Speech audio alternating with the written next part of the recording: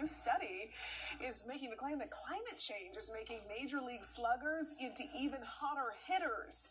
It's sending an extra 50 or so home runs a year over the fences. Well, Dartmouth College scientists say hotter, thinner air that allows balls to fly farther contributed to a slight surge since 2010.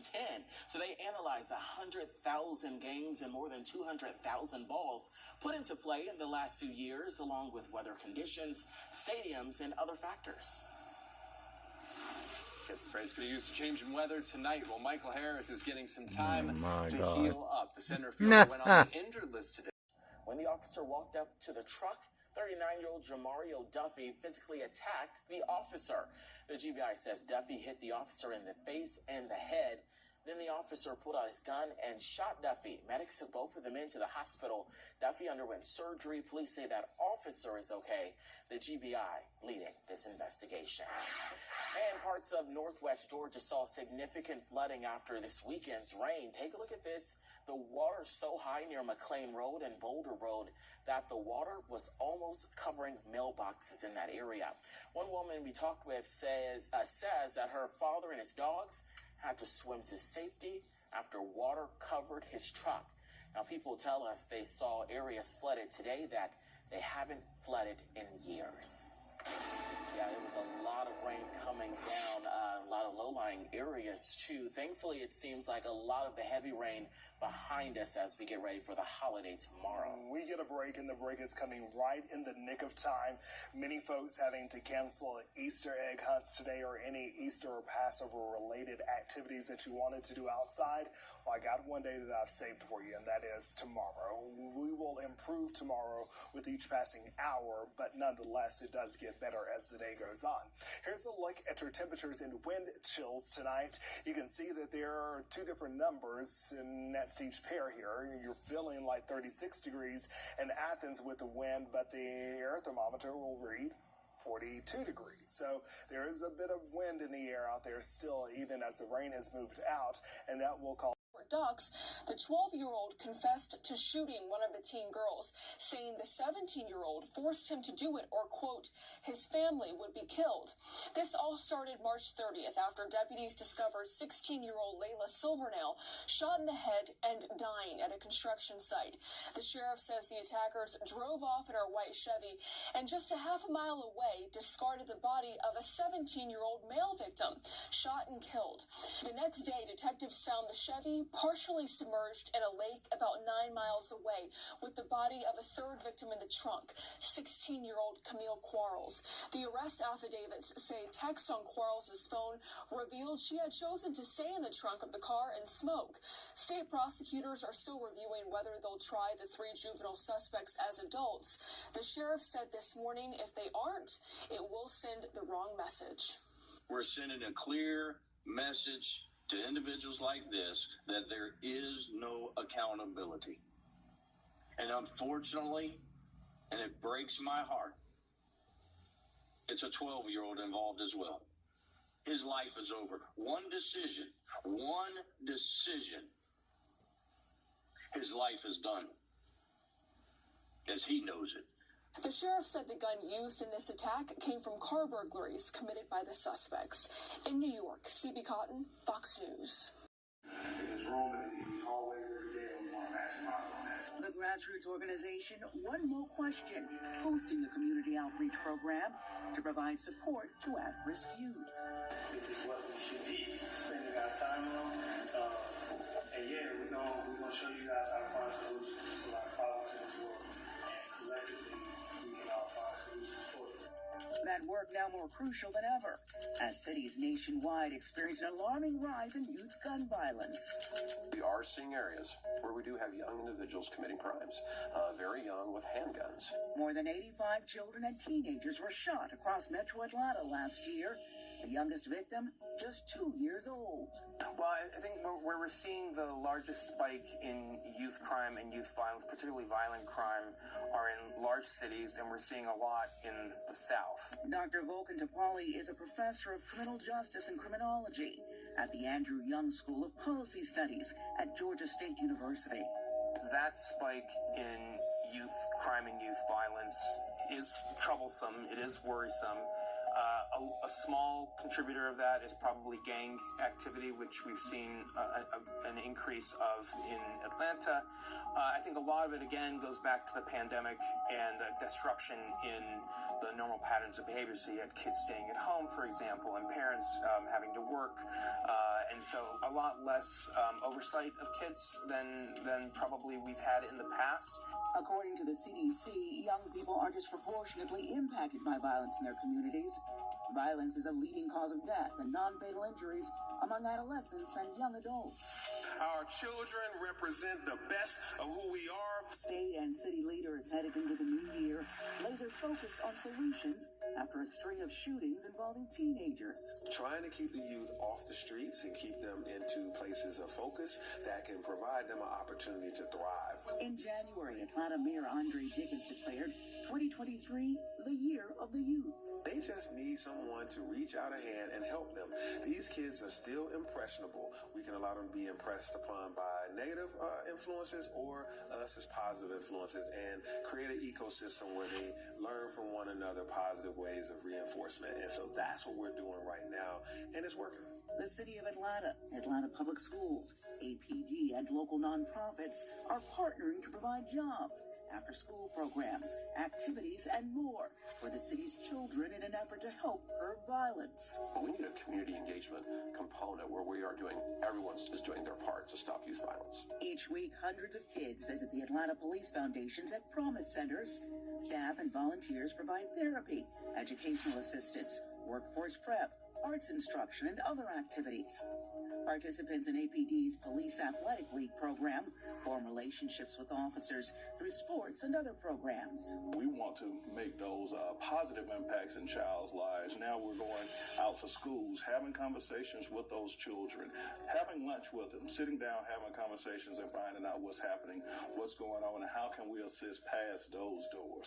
Going back and also reading to children, having an impact, trying to be in their lives as much as possible so that they understand, for number one, we care, and for number two, that we want to be a positive influence to their lives and to remove the negative things that are going on with people's minds so that they understand that we're all about children and want to make sure that they succeed. We're going to show you how to communicate and how to conversate. The barrier comes between the language that we speak. Travis Barber didn't have positive male role models in his life growing up. And I had so many questions for a man, but the ones that I grew up with, raised with, were doing illegal activities, so they really can answer the question that I have for them. He started the organization One More Question to provide mentoring and other resources to young men in need of that positive support, and hosts events like this youth lock-in across the metro area.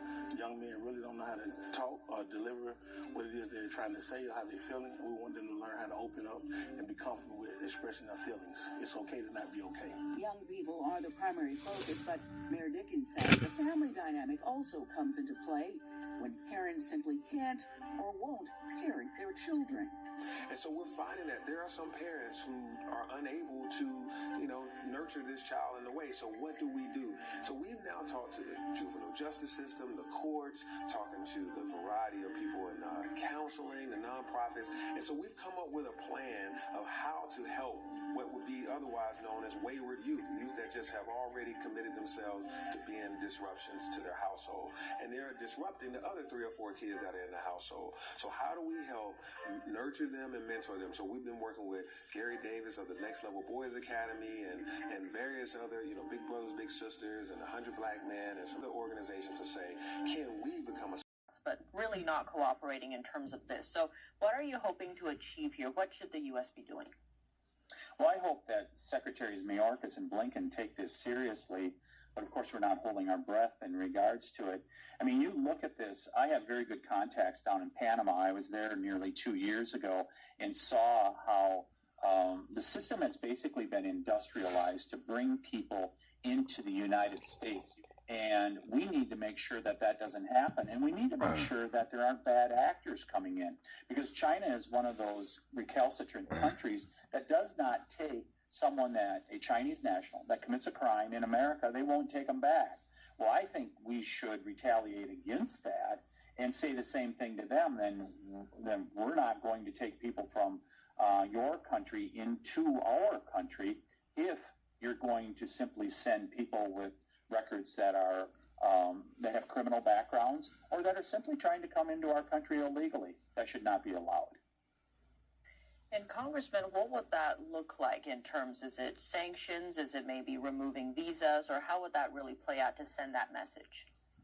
Yeah, so I've forwarded a bill to treat China as a recalcitrant country, and I think that's one of the ways in which we could go about it, is to pass that legislation through the House of Representatives, and hopefully we get the full support of the Congress and United States President. I will say this, though.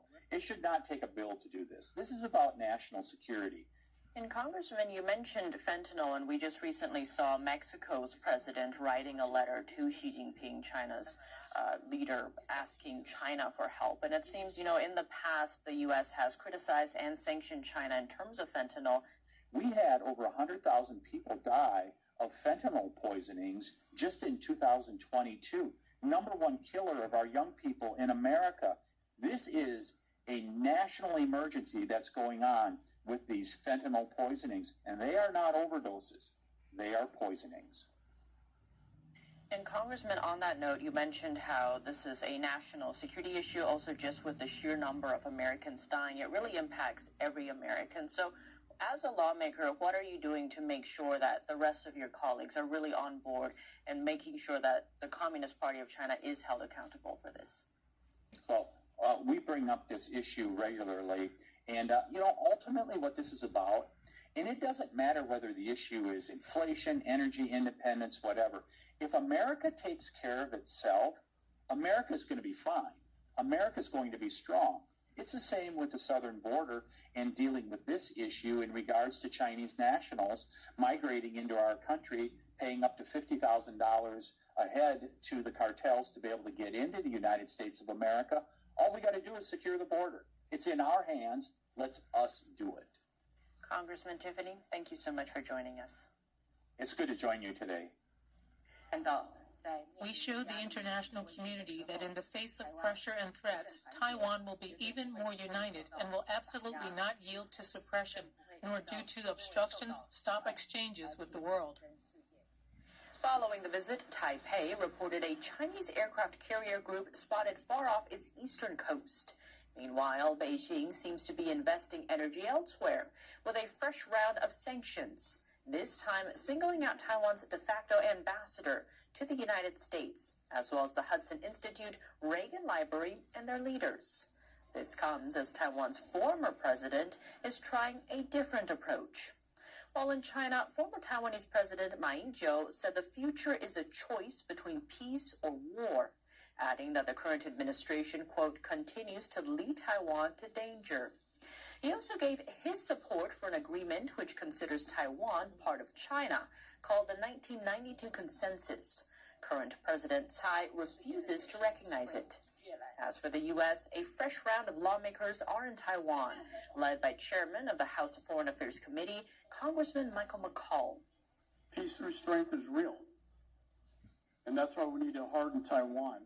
McCaul added he's doing everything possible to speed up the delivery of weapons to Taiwan. Much of those shipments were delayed as manufacturers sent supplies to Ukraine to support its defense against the Russian invasion. Nobody wants conflict. We want peace and prosperity, and we want to do everything we can to deter a very aggressive nation, Communist China, from ever thinking about landing on the shores of this beautiful island.